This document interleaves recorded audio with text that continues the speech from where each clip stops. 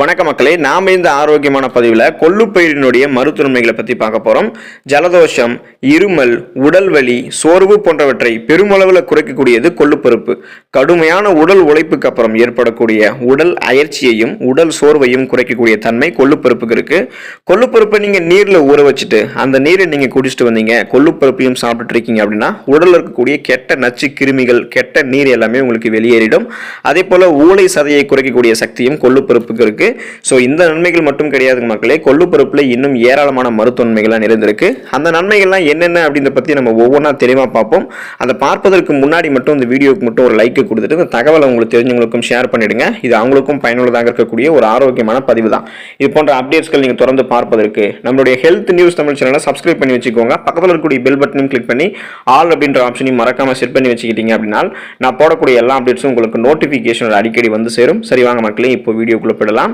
உங்களுடைய உடல் எடையை நீங்க எந்த விதமான சைடு எஃபெக்டும் இல்லாம ஆரோக்கியமான முறையில் குறைச்சிக்கிறதுக்கு கொள்ளுப்பயிரை எடுத்துக்கலாம். உங்களுடைய உடல் எடையை குறைக்கிறதுல மிக சிறந்த இயற்கை உணவுகளில் ஒன்றாக கொள்ளுப்பருப்பு இருக்கு. நமது நாட்டில் பண்டைய காலத்திலிருந்தே நம்மளுடைய உடல் எடையை குறைக்கிறதுக்கான உணவாக கொள்ளு தானியம் பரிந்துரைக்கப்பட்டிருக்கு. நீங்க கொள்ளுப்பருப்பை பார்த்தீங்கன்னா நன்றாக இடிச்சு பொடி செஞ்சுக்கோங்க. அது தினமும் காலையில நீங்க குடிக்கக்கூடிய சாதாரண நீரில் கலந்து குடிச்சிட்டு வந்தீங்க அப்படின்னா வெகு சீக்கிரத்தில் உங்களுடைய உடல் இருக்கக்கூடிய அந்த தேவையற்ற கொழுப்புகள் கரைஞ்சி உங்களுடைய உடல் எடை கட்டுப்பாட்டுக்குள்ள வரதை நீங்களே பார்ப்பீங்க. கூடிய சீக்கிரம் ஒரு சில வாரங்களிலோ அல்லது ஒரு சில மாதங்களிலோ அந்த ரிசல்ட் உங்களுக்கு தெரியும். ஏதாவது ஒரு உணவு வேலைகளில் இந்த மாதிரி பிரேக் டைமுகளில் நீங்கள் மற்ற உணவுகளை தவிர்த்துட்டு முளை கட்டிய கொள்ளுப்பருப்பை நீங்கள் சாப்பிடும்போது உங்களுடைய உடல் எடையை நீங்கள் விரைவில் குறைய வச்சுக்கலாம். ஸோ சைடு எஃபெக்டே இல்லாமல் ஆரோக்கியமான முறையில் உங்களுடைய உடல் எடை நீங்கள் எதிர்பார்க்கக்கூடிய அளவுக்கு குறைக்கலாம். அஜீரணம், செரிமானம் சார்ந்த பிரச்சனைகள் தீர்வதற்கு கொள்ளுப்பயிரை நீங்கள் எடுத்துக்கலாம். ருசி மிகுந்த உணவுகளை நன்றாக சாப்பிட்டதுக்கு அப்புறம் ஒரு சிலருக்கு நெஞ்சு பகுதியில் எரிச்சல், புளித்த ஏப்பம் போன்றவையெல்லாம் ஏற்படும். இது அஜீரணத்துக்கான அறிகுறியாகும்.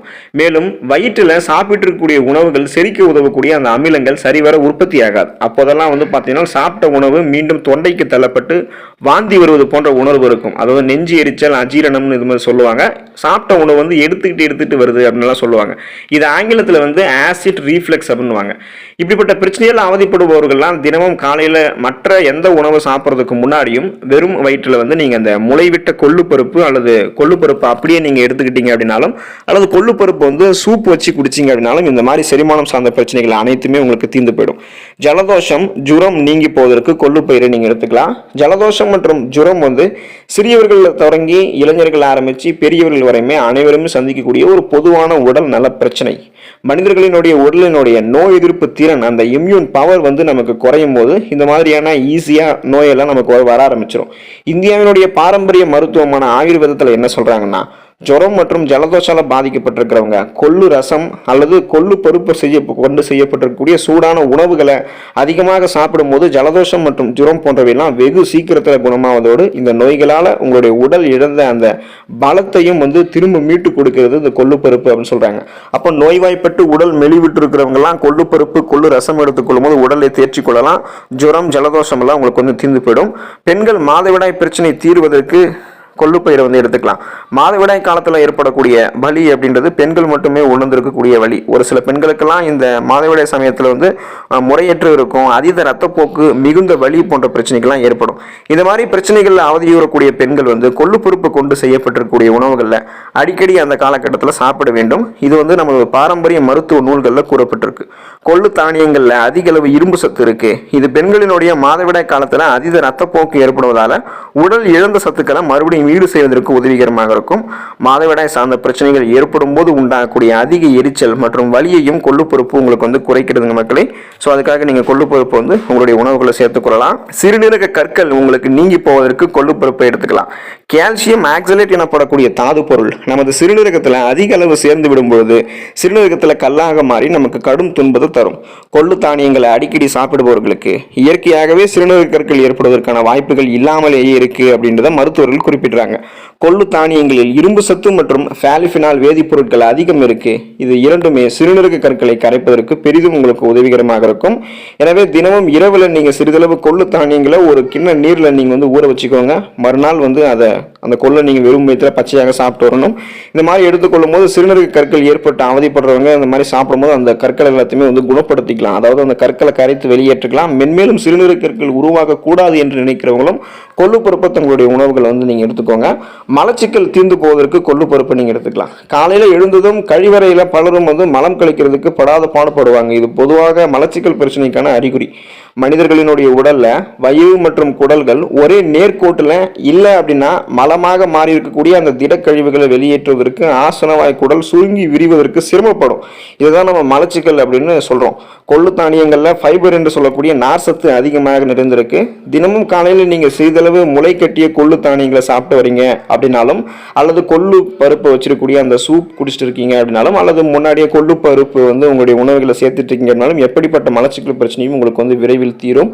ஸோ மலச்சிக்கல் சார்ந்த பிரச்சனை குணப்படுத்தப்படுவதற்கும் வராமல் தடுப்பதற்கும் கொள்ளு பருப்பு நீங்க எடுத்துக்கலாம். கொலஸ்ட்ரால் உங்களுக்கு நீங்கி போவதற்கு கொள்ளு பயிரை நீங்கள் எடுத்துக்கலாம். இப்போ எல்டிஎல் அப்படின்னு சொல்லக்கூடிய அந்த கெட்ட கொழுப்பு வகைகள் நமது ரத்தத்தில் படிவதை தடுக்கக்கூடிய ஒரு பெரும் பணியை வந்து ஆற்றக்கூடியதாக கொள்ளு பருப்பு இருக்கு அப்படின்றத மருத்துவ ஆய்வுகளில் குறிப்பிடுறாங்க.